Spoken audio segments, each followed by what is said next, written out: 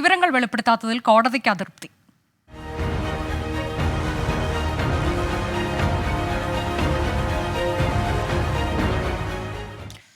Electoral ബോണ്ടുകളുടെ serial number SBI വെളിപ്പെടുത്തണമെന്ന് supreme കോടതി. സീരിയൽ നമ്പർ വ്യക്തമാക്കണമെന്ന് നിർദ്ദേശിച്ചിട്ടുണ്ട്. വിശദീകരണം ആവശ്യപ്പെട്ട് SBIക്ക് നോട്ടീസ് നൽകുമെന്നും സുപ്രീം കോടതി. കേസ് തിങ്കളാഴ്ച വീണ്ടും പരിഗണിക്കും. ആർ രാധാകൃഷ്ണൻ വിശദാംശങ്ങളുമായി. RK, സീരിയൽ നമ്പറുകൾ വെളിപ്പെടുത്തിയാൽ കുറച്ചുകൂടി സുതാര്യമാകും കാര്യങ്ങൾ. അതായത് ഏതൊക്കെ രാഷ്ട്രീയ പാർട്ടികൾക്ക് വേണ്ടിയാണ് ഈ ബോണ്ട് വാങ്ങിയത് എന്നതിന്റെ വിവരങ്ങൾ അറിയും എന്നുള്ളതുകൊണ്ടാണോ സുപ്രീം കോടതി അതിൽ കർക്കശമായൊരു നിലപാടെടുത്തത്?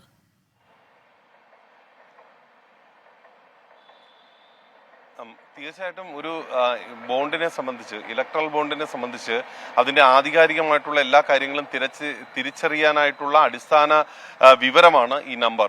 ഈ നമ്പർ പ്രസിദ്ധീകരിക്കാത്തത് എന്താണ് എന്നതിലാണ് സുപ്രീം കോടതി അത്ഭുതം കൂറിയത്. അതിന്റെ അടിസ്ഥാനത്തിൽ സുപ്രീം കോടതി പറഞ്ഞത് ഇതുമായി ബന്ധപ്പെട്ടിട്ടുള്ള വിഷയത്തിൽ സ്വീകരിച്ച നടപടികൾ അതിന്റെ ആത്മാർത്ഥതയാണ് സുപ്രീം കോടതി ചോദ്യം ചെയ്യുന്ന വിധത്തിൽ ഉണ്ടായത്. അതുകൊണ്ട് കേവലം സാങ്കേതികമായിട്ട് ഈ കാര്യങ്ങളെല്ലാം തങ്ങൾ പ്രസിദ്ധപ്പെടുത്തി എന്ന് പറഞ്ഞ് ഒഴിഞ്ഞു മാറാനാണ് SBIയും തെരഞ്ഞെടുപ്പ് കമ്മീഷനും ശ്രമിക്കുന്നതെങ്കിൽ അതിന് സുപ്രീം കോടതി വഴങ്ങത്തില്ല എന്നുകൂടി സൂചിപ്പിക്കുന്നതായിരുന്നു ഇന്ന് സുപ്രീം കോടതിയുടെ ഭാഗത്തു നിന്നുള്ള ഇടപെടൽ. ഏതായാലും ഈ ക്രമ നമ്പർ സംബന്ധിച്ച്, സീരിയൽ നമ്പർ സംബന്ധിച്ച് ഉള്ള കാര്യം ഗൗരവത്തോടു കൂടിയാണ് സുപ്രീം കോടതി സ്വീകരിച്ചത്. SBI ഫയൽ ചെയ്ത കംപ്ലയിൻസ് റിപ്പോർട്ട് അതിന്റെ അടിസ്ഥാനത്തിൽ അങ്ങനെ അത് മാത്രമാക്കി നടപടികൾ പൂർത്തിയാക്കാൻ സാധിക്കില്ല എന്ന് കോടതി പറഞ്ഞിരിക്കുന്നു. തുടർന്ന് ഇതുമായി ബന്ധപ്പെട്ടുള്ള വിവരങ്ങൾ പ്രസിദ്ധീകരിക്കണമെന്ന നിർദ്ദേശമാണ് നൽകിയിരിക്കുന്നത്. മാത്രമല്ല തെരഞ്ഞെടുപ്പ് കമ്മീഷൻ ചില ആവശ്യങ്ങൾ മുന്നോട്ട് വെച്ചിരുന്നു. അത് നവംബറിൽ തങ്ങൾ സമർപ്പിച്ച വിവരങ്ങൾ അത് കോടതിക്ക് മുമ്പിലാണ് സമർപ്പിച്ചത്.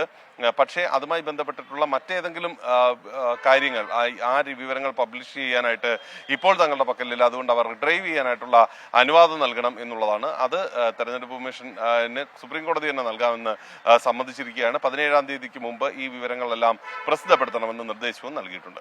ഇതിൽ തിങ്കളാഴ്ചക്കകം സീരിയൽ നമ്പറിന്റെ വിവരങ്ങളൊക്കെ പൂർണ്ണമായി നൽകണമെന്ന് കോടതി പറയുമ്പോൾ അത് സാധിക്കുമെന്ന നിലപാട് തന്നെയാണോ SBIയും സ്വീകരിച്ചിട്ടുള്ളത്? കാരണം നേരത്തെ വിവരങ്ങൾ ക്രോഡീകരിച്ച് നൽകുന്നതിൽ കൂടുതൽ സമയം വേണമെന്ന ആവശ്യം SBI ഉന്നയിച്ചിരുന്നല്ലോ. പക്ഷേ ഇതിനത് വേണ്ട എന്നൊരു നിലപാടാണോ SBIയുടേത്?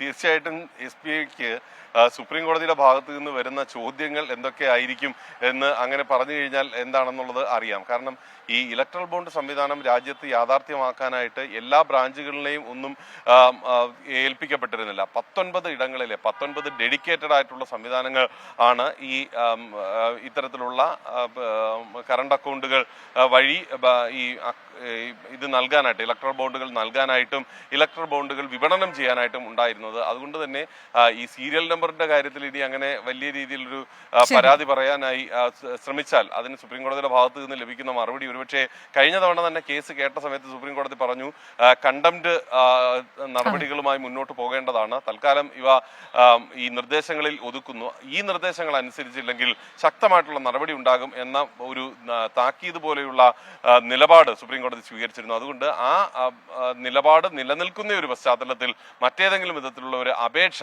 നടത്താനായി SBI തയ്യാറായില്ല എന്നുള്ളതാണ് വസ്തുത. ശരി, സീരിയൽ നമ്പറുകൾ സമർപ്പിക്കാത്തതിനാണ് SBIക്ക് സുപ്രീം കോടതിയുടെ രൂക്ഷ വിമർശനം ഇലക്ട്രൽ ബോണ്ടിൽ ഉണ്ടായത്.